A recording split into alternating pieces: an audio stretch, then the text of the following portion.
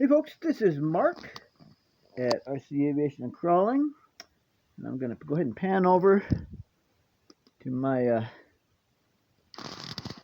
little buddy. Literally, this is my dog buddy. He's sleeping in a dog that's much bigger than he is, and he loves it. He's now my late dog Jimmy. He's always going to be he is the co-producer of the show. Look at that face. But Buddy's an additional co-producer now. Isn't he adorable? Look at him. Buddy! Alright folks, let's get back to the matter at hand. Now, this is something if you are a WO Toys V950 RC helicopter owner, as I am, and if you're not, boy, I sure do recommend this model. It's fantastic. My personal opinion, and you can tell me I'm full of crap, and maybe I am, but my personal opinion is that this flies quite a bit better than the Blade 230 SV2, in my opinion. Now, I'm talking about scale flying. I'm not talking about 3D flying. I cannot speak to 3D flying because I don't do that. But as a scale flyer, you know, doing scale flying, including sporty scale flying, it's just fantastic. And particularly, I fly it in, idle up mode, of course. Well, not of course, but I do fly it in idle up mode almost all the time. And it's the smoothest helicopter in idle up mode I've ever flown. Yet it flies very, very nicely, very well, very responsibly. You can go slow and smooth, or hover as slow and smooth as you want to, or you can roar around as fast as you want to, and the tail holds great for scale flying, doing fast banked circuits and stuff like that. Fantastic, fantastic. Okay, so having said all that stuff, if you are not an owner, I would sure recommend this helicopter, and I got a lot of videos about this helicopter on my channel, RC Aviation and Crawling, including onboard flight videos that I've recently been posting. And there's my little micro FPV system dead center screen. On there, see dead center screen. You can just see it. Get a better focus. There we are. There's better focus. There it is. Focusing.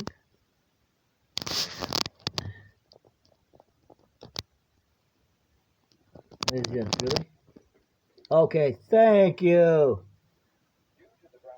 So there it is. We got cops playing in the background on the TV. So anyway, I've been flying this thing with that FPV setup, which is just fantastic. And you go ahead and turn down cops. Yes, sir. And folks, this is a slick Hollywood video production. And we're trying to hit the mute button. Mute! Okay, so I've added a little bit of trim to this helicopter too. You can see the helicopter's got the nice bright orange detailing accent on the main rotor tips.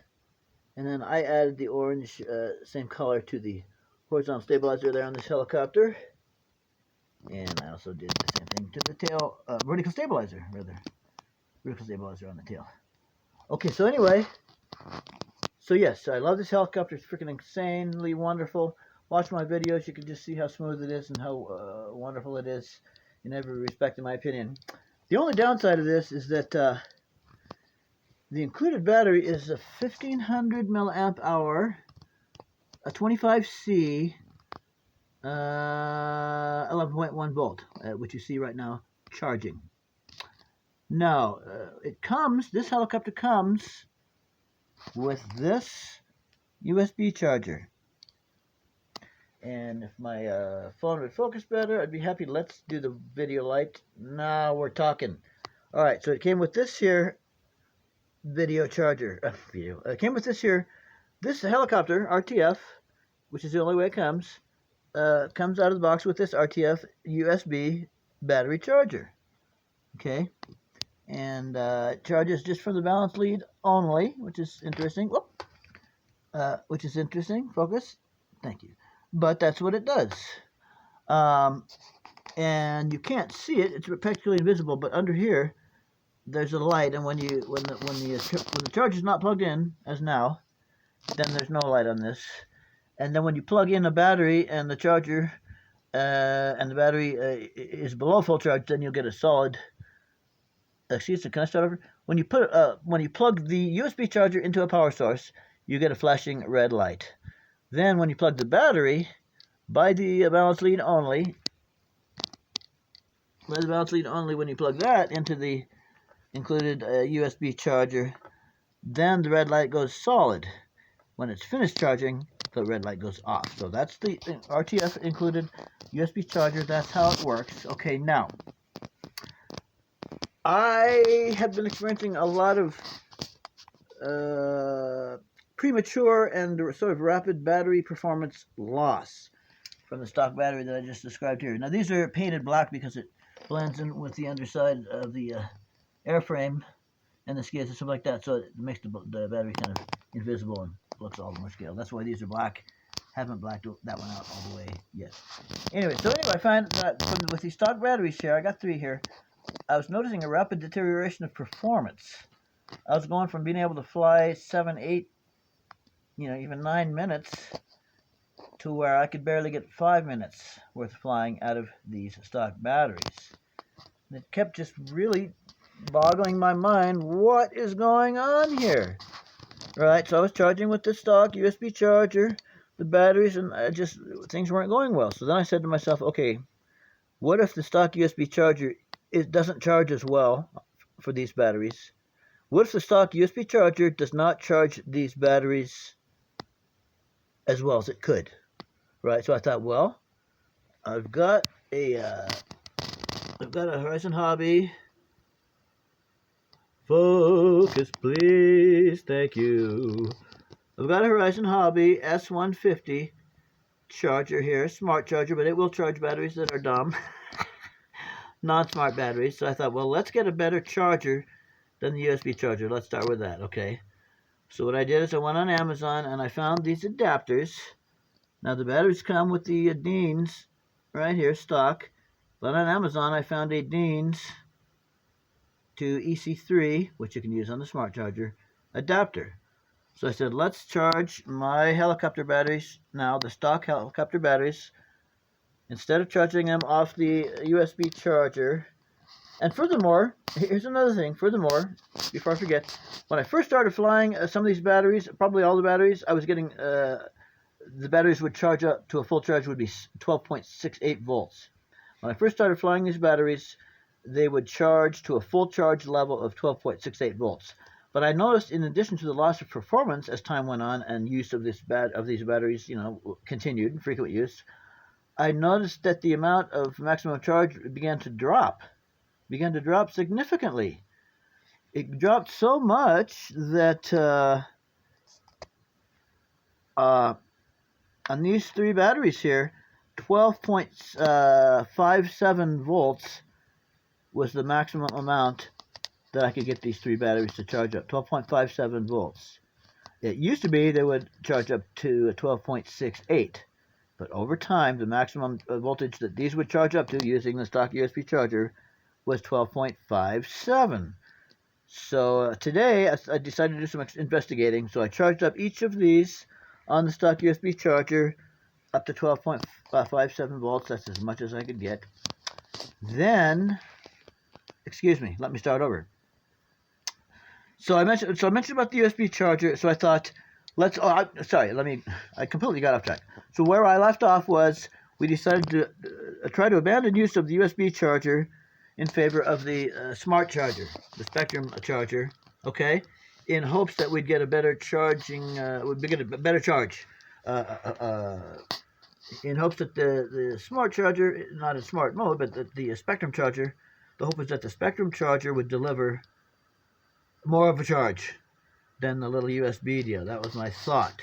Okay, so I quit using the USB charger and I charged all these batteries, these 3, up to the maximum charge using this Spectrum charger. And what would happen is I would keep charging it until the audio alert went off and the charging stopped.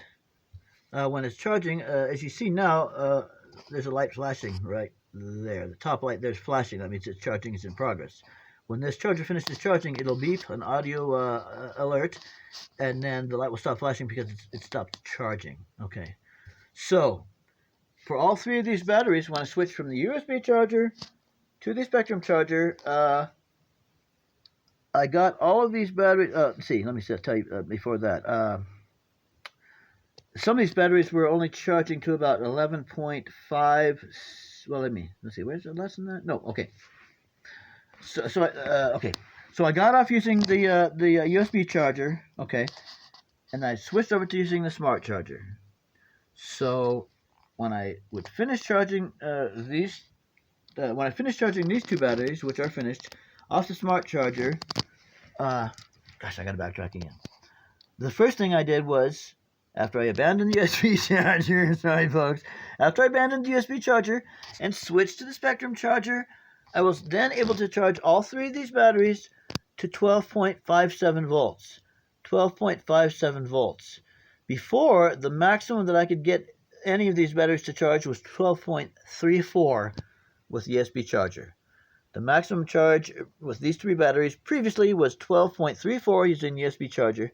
By switching to the Spectrum charger, I was then able to charge all three of these batteries up to 12.57 volts each, 12.34 to 12.57. Now, since the maximum charge previously, early on with the batteries, was 12.68, since that's the best full charge I've ever gotten from the USB charger, 12.68, well, 12.57 isn't that far away. It's not that far away from full charge. So I said, okay, fine. But then I realized I still wasn't getting 100% full flight time. So I thought, okay, and I don't even really know quite why I did this. And I was monitoring everything using an old school voltmeter here. I was monitoring exactly what was happening with these batteries, how much charge I was getting or not getting, and so on and so forth. So then I said to myself, okay, so 12.57 volts is the most I've been able to get on these batteries with the Spectrum charger. Okay. Now, the Spectrum charger has sensors in it. It's not made for these batteries. When the alarm goes off to say that this battery is fully charged, it's still only showing 75% on here instead of 100%. I think it's because this charger is not accurately recognizing the battery. It's recognizing it enough to get it up to a 12.57 volts, it's not recognizing it accurately enough to get it quite all the way up to the 12.68. Okay, so I thought, well, what if I take the USB charger? What if I take all these batteries now that charged up to 12.57 volts? What if I try to do a top-off charge after the Spectrum charge? What if I then tried to do a real slow top-off charge with a USB charger? Folks, it was a miracle, because doing that brought this battery. So first, this battery wouldn't charge up any more than 12.34 volts with the stock USB charger alone. Then, when I switched over to the Spectrum charger, then it went up to 12.57 volts of a charge that this would take. Okay, and then after I added the top off from the USB charger, it went up to, as you can see on the battery, 12.94 volts. So by doing a two-step charge, first a charge with the Spectrum charger, and then a second top-off charge using the USB charger, by doing those two things in sequence, I got my battery that wasn't charging up any more than 12.34 to charge up to 12.94 on this battery. Okay, now on this battery here, which is probably older, battery 1, battery 2, this one I didn't get it to go up to 12.94, which is phenomenal. But I did get it to go up to the 12.68. That was previously the correct full charge. See? So only, again, by first charging with the Spectrum, but only by not charging with this initially, the USB charger, and charging instead of the Spectrum charger, by doing that, I was able to get it from 12.34 volts charge to a 12.57 volt charge. Then by doing a top-off charge with the USB charger, I went from 12.57 to these final full charge voltages of 12.94, 12.68. And this one here is still charging. It's at about 75% there. So when that goes to 100%, it'll stop itself, and it won't charge anymore. Well, I've been able to go around this Spectrum charger not wanting to charge anymore, because it's not really a battery that is supposed to be charging.